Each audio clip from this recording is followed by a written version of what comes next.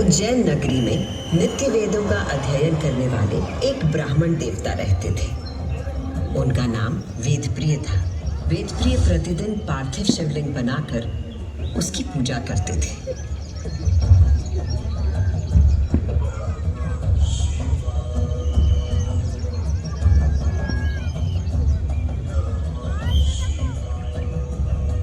वेदप्रिय के शिव पूजा पारायण और भगवान शिव में आस्था रखने वाले 4 तेजस्वी पुत्र थे।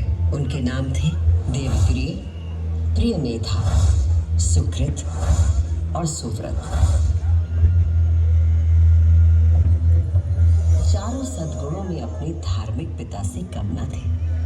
दिनों दिन उनके सद्गुणों में अभिवृद्धि होती रही, जिसके कारण अवंती नगरी उनके ज्ञान के तेज से प्रकाशित होने लगी। उसी समय दूषण नाम का एक असुर प्रजापति ब्रह्मा की उपासना में लगा हुआ था।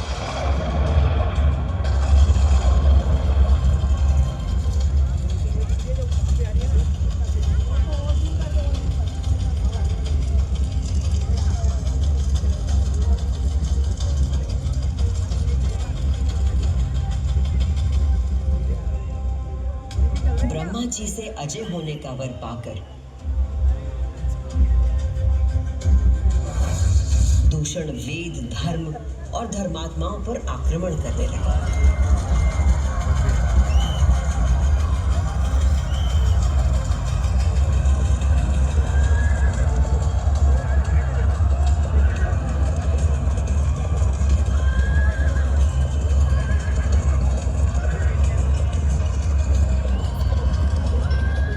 अत्याचारों की पराकाष्ठा पर पहुंचते हुए उसने उज्जैनी पर हमला करने का दुस्साहस किया।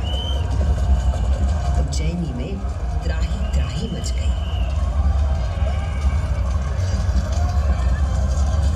मेरे दैत्य सेना नायकों, तुम चारों दिशाओं में जाओ और उज्जैनी में जहां कहीं धर्म पर चलने वाला, वेदों का अध्ययन करने वाला दिखाई दे, उसका नाश करो।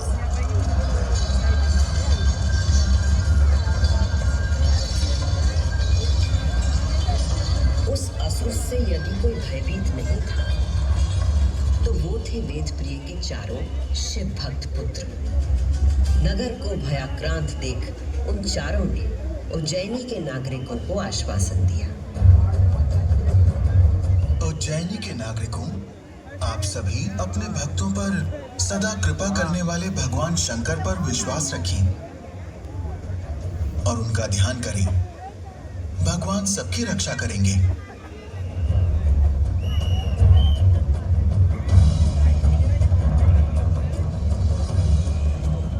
मंत्रोच्चार का आवेग बढ़ गया। देवप्रिय और उनके पुत्रों के संग उज्जैन के सभी नागरिक भी जाप करने लगे।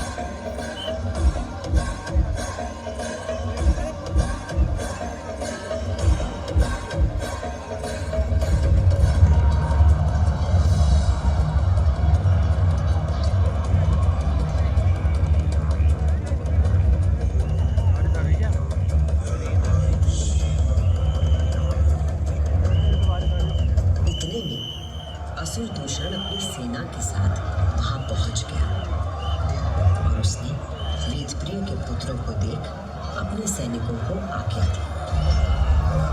वध कर दो शिव की आराधना करने वाले इन शिव भक्तों का।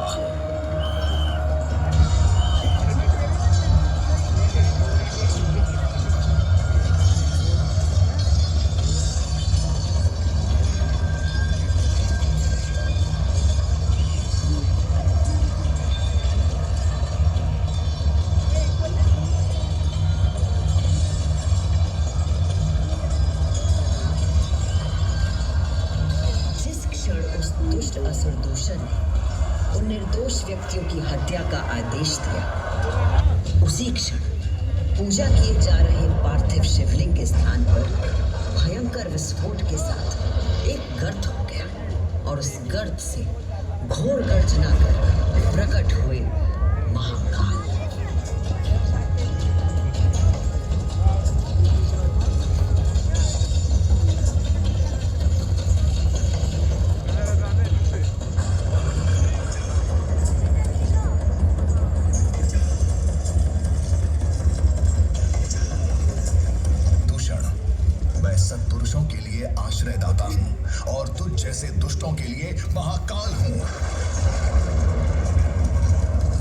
शिव का वो रूप था जो काल के परे था, जो संहार करता भी था और सृजन करता भी। महाकाल के प्रकोप से दूषण का नाश हुआ और उज्जैन में एक बार फिर से शांति स्थापित हो गई।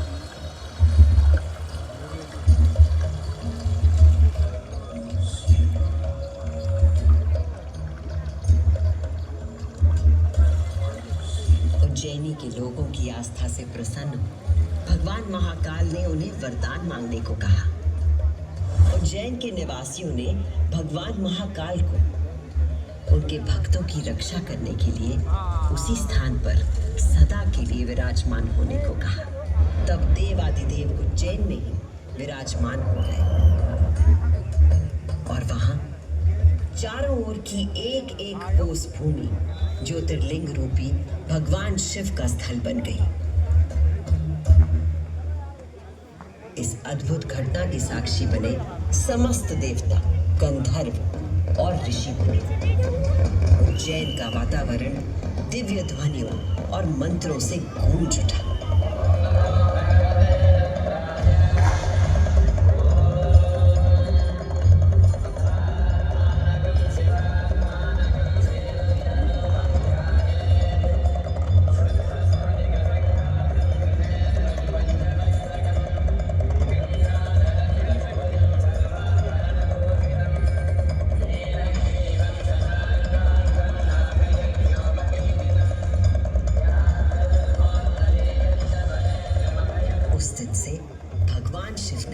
महाकालेश्वर के रूप में भूतल पर अपनी प्रतिष्ठा प्राप्त की और ये स्थान श्रद्धालुओं के लिए तीर्थ स्थल बन गया।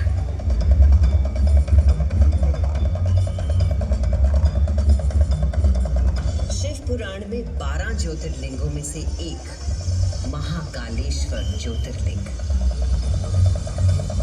यहाँ की भस्म आरती विश्व प्रसिद्ध है।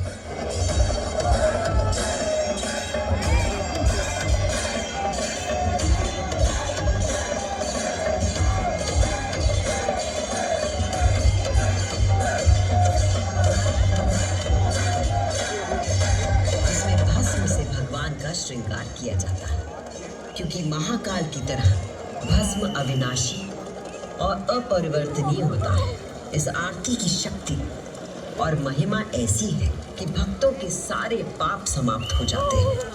केवल इतना ही नहीं, उज्जैन वो नगरी है जहां मानव शरीर पूरे ब्रह्मांड के साथ सामंजस्य स्थापित करता है।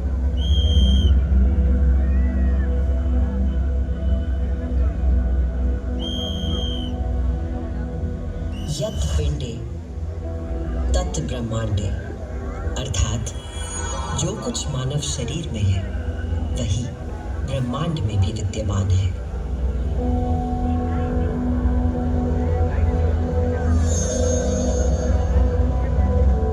ब्रह्मांड के सृजनकर्ता महाकाल के आशीर्वाद से मैं शिप्रा आपको उज्जैन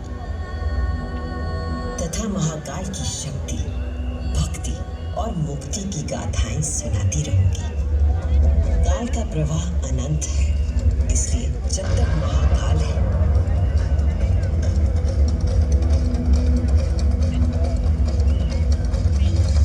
मैं यूं ही उज्जैन की स्मृतियों को अपने अंक में समेटे बहती रहूंगी।